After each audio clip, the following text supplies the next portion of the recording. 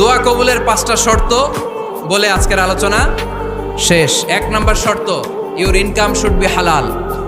হারাম খাইয়া দোয়া করলে কবুল হবে না, ঠিক কিনা?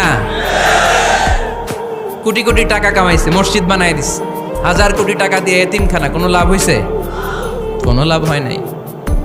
ইন্নাল্লাহা তাইয়্যিব লা ইয়াকবালু ইল্লা তাইয়্যিবা। আল্লাহ পবিত্র, আল্লাহ যেটা গ্রহণ করে ওইটাও হওয়া লাগবে। লা ইয়াকবালু ইল্লা তাইয়্যিবা। হারাম থেকে আল্লাহ কবুল করে না, হালাল থেকে সামান্য দান করলে আল্লাহ কবুল করে। হালাল যারা খায় তারা মুস্তাজাবুদ দাওয়া। এই যে বাজারের কুলিওয়ালা, ঠেলাওয়ালা, দিনমজুর, আমার রিকশাওয়ালা ভাইয়েরা, মুস্তাজাবুদ দাওয়া। রিকশাওয়ালার কাছে দোয়া চান, ও মুস্তাজাবুদ দাওয়া, ওরে ধমক দিয়েন না।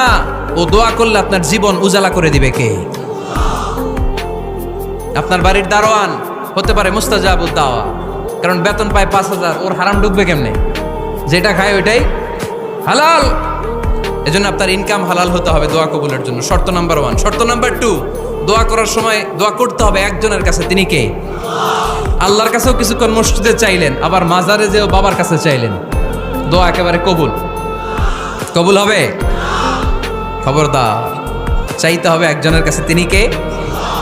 3 নম্বর শর্ত, দোয়া করার সময় ইয়াকিন থাকতে হবে। ইয়াকিন, উদউল্লাহ ওয়া আনতুম মুকিনুনা বিল ইজাবা। এমন ভাবে দোয়া করেন যে আপনি নিশ্চিত আমি যা বলছি আমার আল্লাহ শুনছেন, আমি যা বলছি এ দোয়া আল্লাহ কবুল করবেন, অবশ্যই করবেন।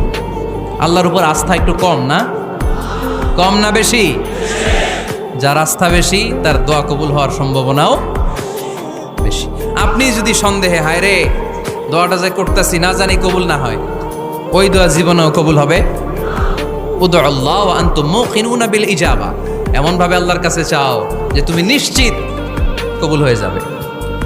4 নাম্বার শর্ত, আল্লাহর হাবিবের উপর দুরূদ পড়া। পড়েন সাল্লাল্লাহু আলাইহি ওয়াসাল্লাম। আল্লাহর হাবিবের উপর দুরূদ পড়তে হবে দোয়া শুরুতে, মাঝে কিংবা শেষে। যদি আল্লাহর হাবিবের উপর দুরূদ না পড়েন, ওই দোয়া কবুল হবে। কুল্লু দুআইন মাহজুব মাওকুফ বাইনাস সামাই ওয়াল আরদ হাত্তা ইউসাল্লা আলাইয়া। আল্লাহর হাবিব বলেন, জীবনে যত দোয়া করছো আমার উপর দুরূদ না পড়লে আকাশ জমিনের মাঝখানে এটা পেন্ডিং হয়ে থাকে। কি হয়ে থাকে? সবাই বলেন। পেন্ডিং শব্দটা কি আপনাদের কাছে অপরিচিত নাকি? মেসেজ করছেন বন্ধুরে, মোবাইলে টাকা নাই, মেসেজটা কি হয়ে থাকে? পেন্ডিং। তো দোয়া করছেন, দুরূদ পড়েন নাই, পেন্ডিং।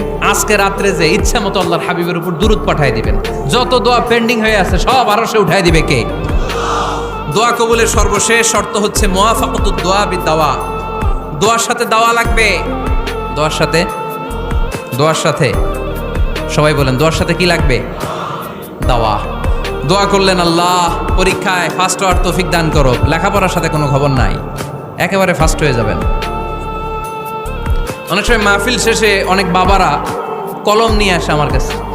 আমি বললাম, ঘটনা কি? কলম হাদিয়া দিবেন নাকি? কয় না হুজুর। তো কি? বলে এটা পড়ায় দেন। পড়ায় দেবো মানে? আমার ছেলের পরীক্ষা, আপনার এই ফু দেওয়া কলম দিয়ে পরীক্ষা দিলে গোল্ডেন A+।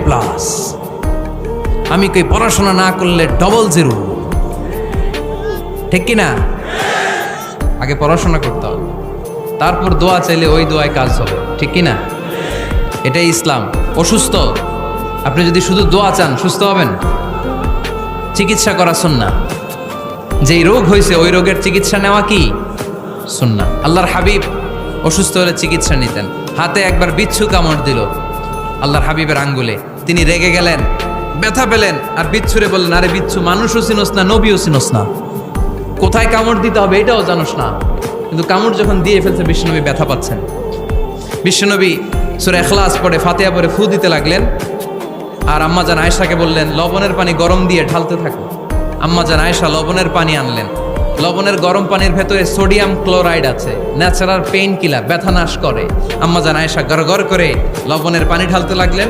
আল্লাহর হাবিব কোরআন পড়ে ফু দিতে লাগলেন। পানি ঢালা শেষ, গড়গড় করে লবণের পানি ঢালা শেষ, বিশ্বনবীর দোয়া পড়া শেষ, এর মধ্যে আঙ্গুলের ব্যথাও শেষ। কারণ দুইটার সমন্বয় হয়েছে, দোয়াও আছে, দাওয়াও